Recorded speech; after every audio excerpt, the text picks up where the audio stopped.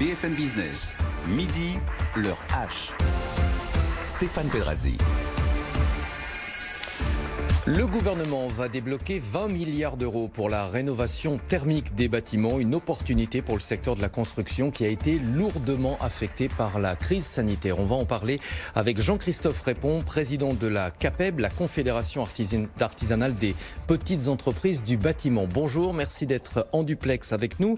Avant d'évoquer ce plan de relance du gouvernement et des mesures spécifiques pour votre secteur, j'aimerais qu'on fasse un état des lieux. Vous avez publié aujourd'hui votre bilan trimestriel. L'activité dans l'artisanat du bâtiment a plongé de 24% après déjà une première baisse de 12% au premier trimestre. C'est un choc vraiment inédit.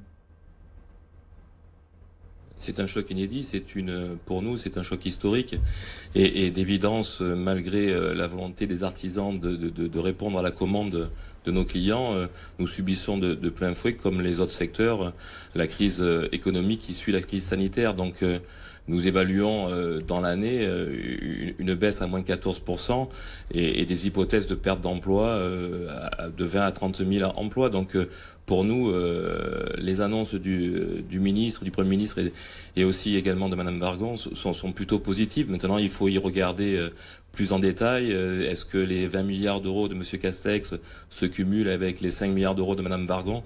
Nous allons regarder plus en détail les effets d'annonce. Alors, on va d'abord, avant de commenter ces chiffres du gouvernement, parler des perspectives, puisque pour vous, il y a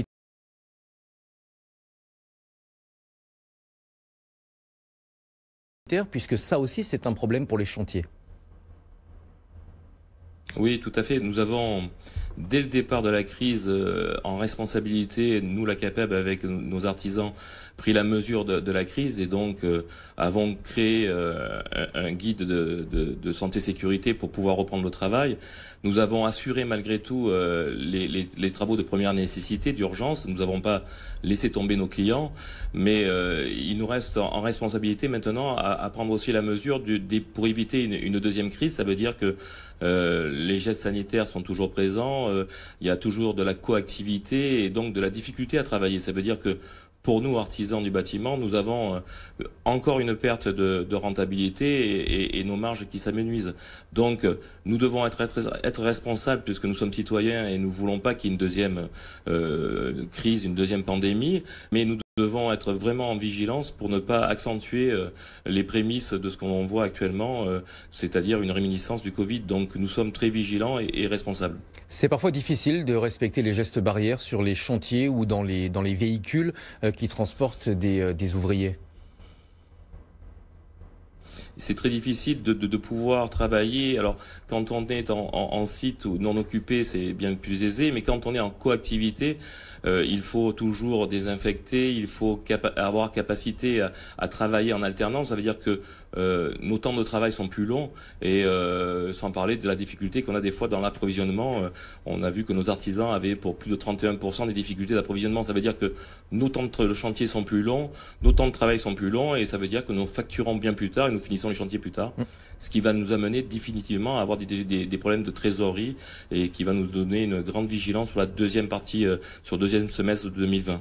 Le secteur du bâtiment représente environ 10% du PIB en France, mais c'est un secteur qui reste extrêmement fragile malgré son importance, puisqu'aux côtés des grands groupes du BTP, c'est un secteur qui est essentiellement constitué de TPE et de nombreux artisans. Et c'est pour ça que votre parole est intéressante.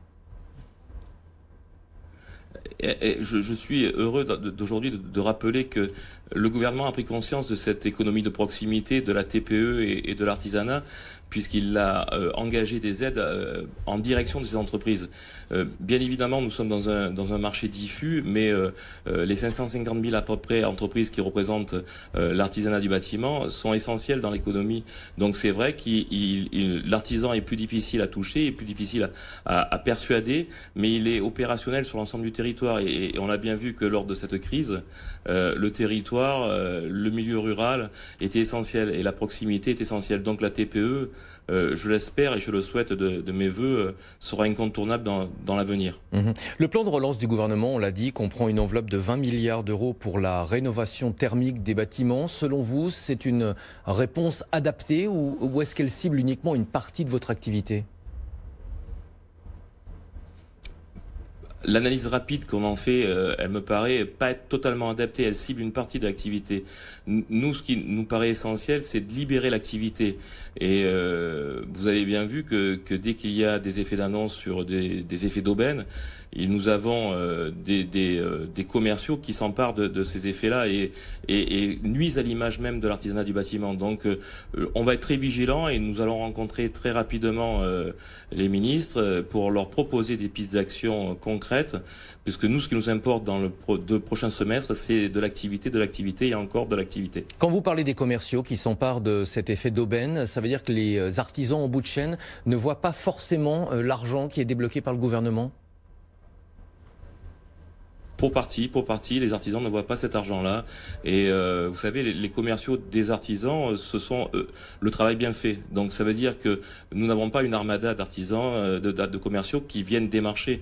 Vous avez bien vu que les éco-délinquants ont d'abord fait le photovoltaïque, après ils ont fait l'isolation des combles, maintenant ils font l'isolation extérieure. Donc cet argent-là, il faut qu'il soit bien engagé. C'est de l'argent public, c'est de l'argent de nos impôts et il doit revenir à l'activité. Nous voulons que ce soit un levier supplémentaire à amener les ménages à continuer à rénover le bâtiment. Nous pouvons être que d'accord pour la rénovation énergétique et améliorer nos bâtiments, mais il faut que ça profite aussi aux artisans de proximité. Vous pensez que le gouvernement doit accentuer les contrôles justement sur ce point ? Ah oui, bien évidemment. Le gouvernement doit accentuer les contrôles auprès de ces éco-délinquants. Les certificateurs qui nous donnent la capacité à être RGE doivent aussi multiplier les contrôles. On a quand même une facilité pour les retrouver, ces éco-délinquants quand même, parce que nous, artisans, nous nous formons, nous continuons tout au long de la vie à nous former pour accéder à ces marchés réglementés et nous pâtissons de cette image et l'artisan qui se forme et qui accède à ce marché difficilement et qui en plus est montré du doigt comme un éco-délinquant, ça paraît un peu vraiment difficile à défendre et nous avons de plus en plus d'artisans qui renient ces marchés-là à cause de ça. Donc il faudra qu'on propose aussi une simplification de ces dossiers-là ou une aide extérieure pour gérer ces dossiers administratifs qui sont d'une complexité rare. Quelles que soient les aides, qu'elles soient dans MaPrimeRénov' ou qu'elles aillent sur les certificats d'énergie, donc les obligés, c'est trop complexe pour un artisan seul ou avec peu de salariés. Donc il faudra peut-être qu'on nous aide à gérer cette offre trop complexe. Des logements plus respectueux de l'environnement, c'est le souhait du gouvernement, mais on le sait aussi, ce type de construction coûte généralement plus cher. Est-ce que vous pensez que dans un contexte de crise économique, avec la remontée du chômage, les Français sont prêts à payer davantage pour la construction de logements? Et là, je pense aux bâtiments neufs. D'évidence, le français est quand même foncièrement, j'allais dire, basé sur le foncier. Donc ça veut dire que ça restera une priorité. On a bien vu que dans cette période de crise, les ménages ont thésaurisé. Donc ça veut dire qu'il faudra bien investir. La qualité de vie devient un élément essentiel dans l'avenir. On a parlé de circuits courts, on a parlé de qualité de vie. Donc il faudra bien que ces bâtiments donnent une qualité de vie supérieure. Ça veut dire qu'il faut rénover intelligemment l'ensemble de l'immobilier. Il faut se raisonner, il faut, je pense, densifier les parties qui sont déjà construites, donc rénover plus que construire. Mais ça devient un élément essentiel, me semble-t-il, pour la société.